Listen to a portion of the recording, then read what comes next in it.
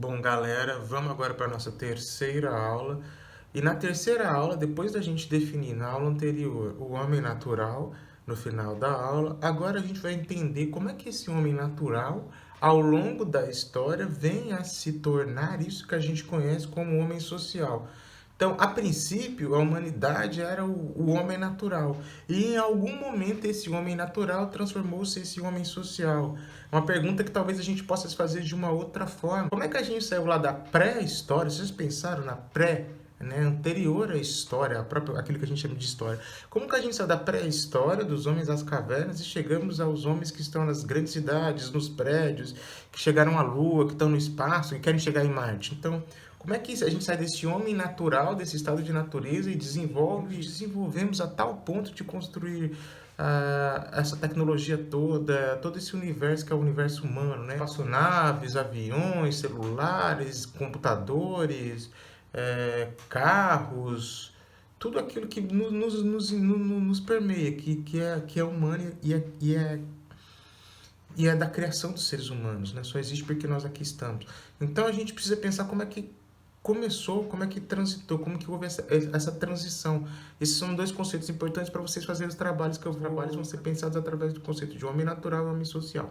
Então, vamos pensar como foi essa passagem, como aconteceu essa transição. Então, há um confronto entre o homem natural e o homem social. Então, Rousseau demonstra que há uma falta de ligação, ou seja, não há um elo, ou seja, há um buraco, um abismo entre o homem natural e o homem social.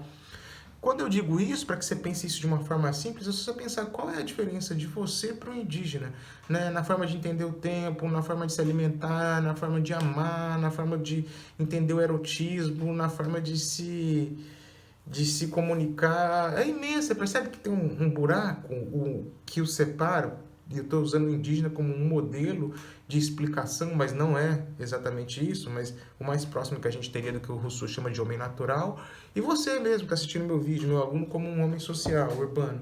Percebe como tem uma diferença imensa entre o que nós somos e o que os índios são? Como tem um buraco? Então você tem razão, tem uma falta de ligação entre o homem social e o homem natural.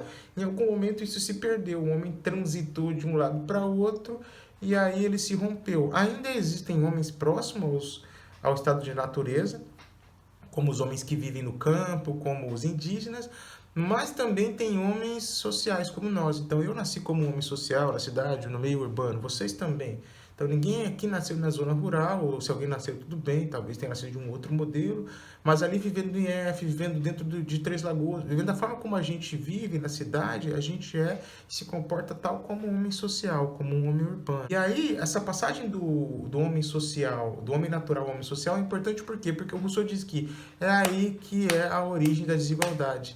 Então, onde é que está a origem da desigualdade entre os homens? Que é aquilo que a gente se pergunta lá no início, na primeira aula. Então, né, o discurso sobre a origem e o fundamento da desigualdade entre os homens. Então, onde começou a desigualdade? Em que momento ela foi inventada pelos homens? Ela sempre existiu? Ela é natural? Não, ela não é natural, ela é produzida. Se ela é produzida, ela foi criada em algum momento da história humana, como tudo aquilo que os seres humanos criaram. Então, o momento em que acontece a passagem do homem natural ao homem social é que se criam as desigualdades sociais. E é isso que o Rousseau diz para a gente. Então a gente precisa entender desse estado natural para o estado social. Como é que aconteceu isso? Então a ideia que liga, que está na base dessa transformação, que tira o homem natural do seu estado primitivo, do seu estado de natureza, do seu estado simples e bom por natureza e o conduz ao homem social, que é aquele que já não é tão bonzinho, que é mau, etc., é a perfectibilidade, aquela capacidade do homem se aprimorar, né, e crescer e se desenvolver e criar e melhorar aquilo que ele cria. Essa perfectibilidade é o que permite que esse homem se transforme, ele saia desse homem natural pré-histórico das cavernas e se transforme num homem moderno do século XXI. Então, a primeira preocupação desse homem natural era subsistir, não era nem existir, é um pouco antes de existir, é subsistir, é comer.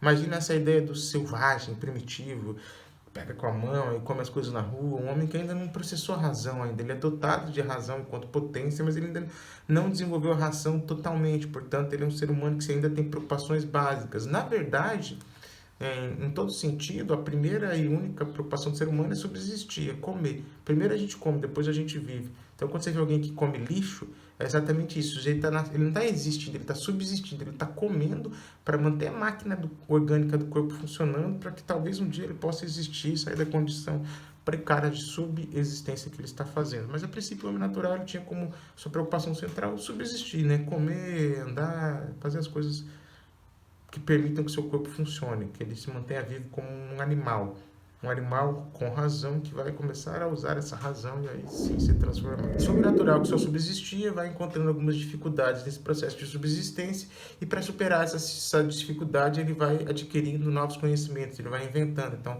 o homem um dia descobre o fogo, ele faz a machadinha, ele vai se aprimorando. E esse homem natural ele aprende a pescar, ele aprende a caçar e aí ele começa então a se associar a outros homens.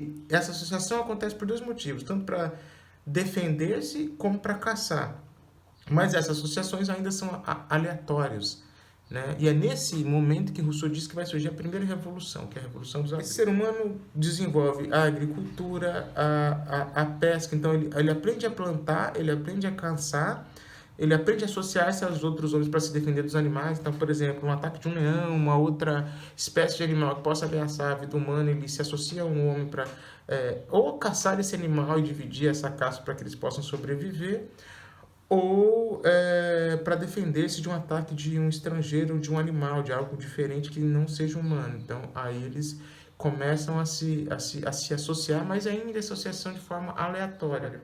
Então, dominada a agricultura, ou seja, o ser humano aprende que ele pode jogar uma semente, plantar e crescer, e aí ali ele vai ter uma árvore frutífera, ele vai ter uma verdura, ele vai ter sua alimentação, ele não vai precisar ficar mais sendo um nômade, andando pelo território. Então, quando ele domina a agricultura, entende, através da observação e uso da razão, que ele pode plantar, ele percebe que ele também pode criar os animais à sua volta, né, para que ele possa sobreviver, então ele pode passar desse momento a deixar de ser nômade e fixar-se no território.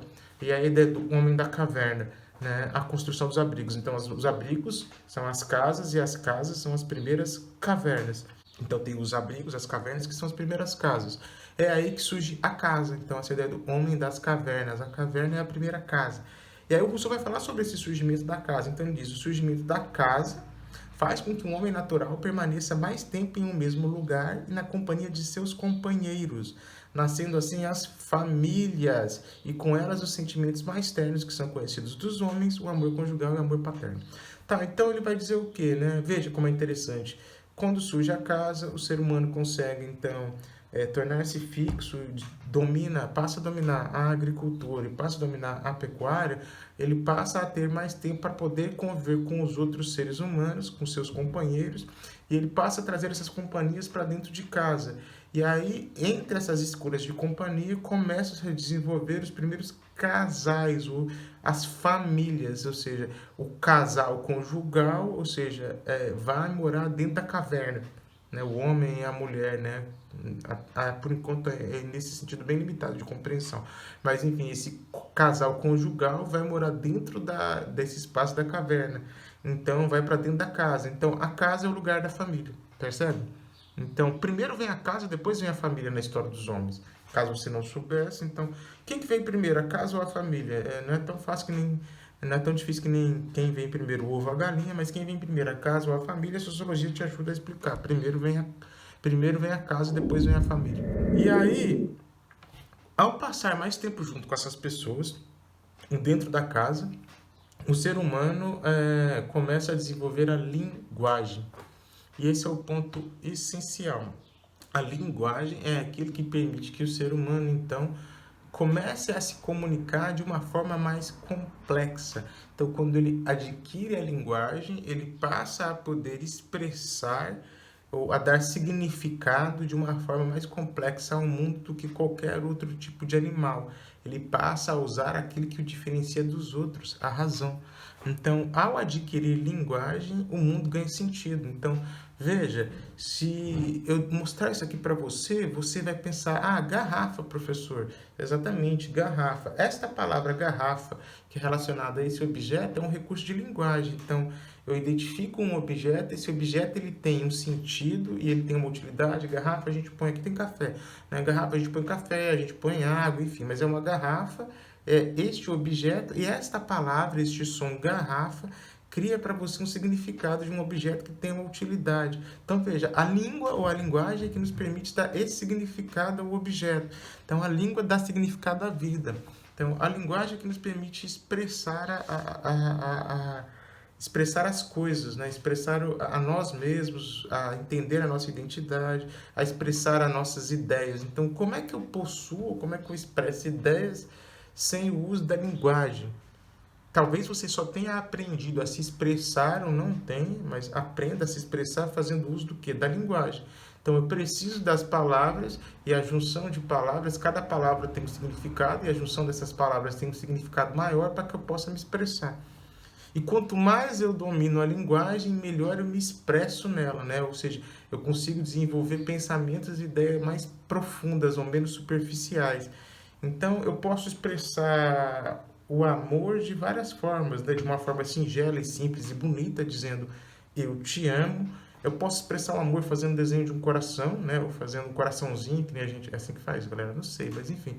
Fazendo um coraçãozinho, que nem a gente faz. Então, o coração, que na verdade é um órgão, e que nem é esse formato que a gente vê, mas enfim. Esse desenho do coração que a gente conhece, ele expressa a ideia de amor. Ou eu posso expressar amor de formas mais complexas, como os poetas expressam amor, né? Então, Camões.